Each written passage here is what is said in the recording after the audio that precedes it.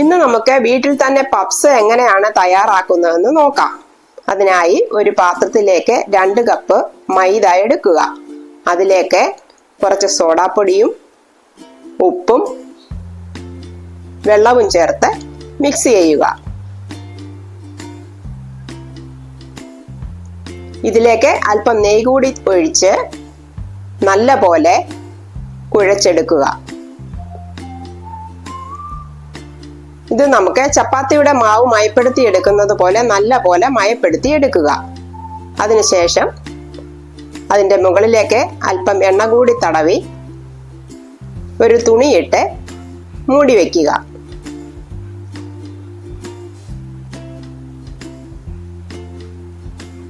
ഒരു പാനിലേക്ക് എണ്ണയൊഴിച്ച് സവാള അരിഞ്ഞതും ഇഞ്ചി വെളുത്തുള്ളി പേസ്റ്റും പച്ചമുളക്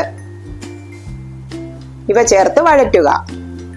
ഇതിലേക്ക് മഞ്ഞപ്പൊടി, മുളകുപൊടി, മല്ലിപ്പൊടി, കുരുമുളക് പൊടി, ഗരം മസാല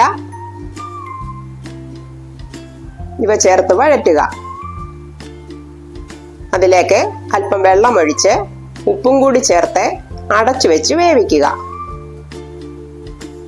വെന്ത് വെള്ളം പറ്റി കഴിയുമ്പോൾ ഇതിലേക്ക് അല്പം ടൊമാറ്റോ സോസ് കൂടി ചേർക്കുക.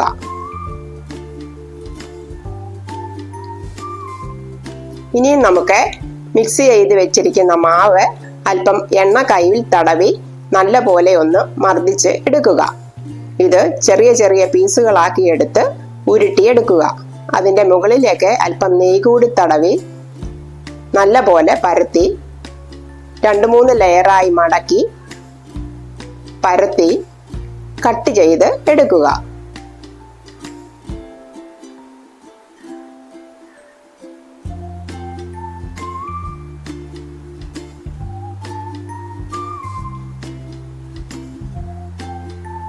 ഇതിലേക്ക് തയ്യാറാക്കി വെച്ചിരിക്കുന്ന മിക്സ് ചേർത്ത് മുട്ട പുഴുങ്ങിയതും കൂടി എടുത്തു വെച്ച് നല്ലപോലെ മടക്കി എടുക്കുക.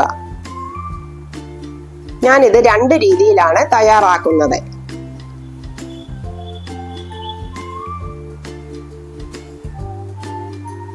ഒന്ന് എയർ ഫ്രയറിൽ 200 ഡിഗ്രി 12 മിനിറ്റും നോൺ സ്റ്റിക്കിലുമാണ് തയ്യാറാക്കുന്നത്.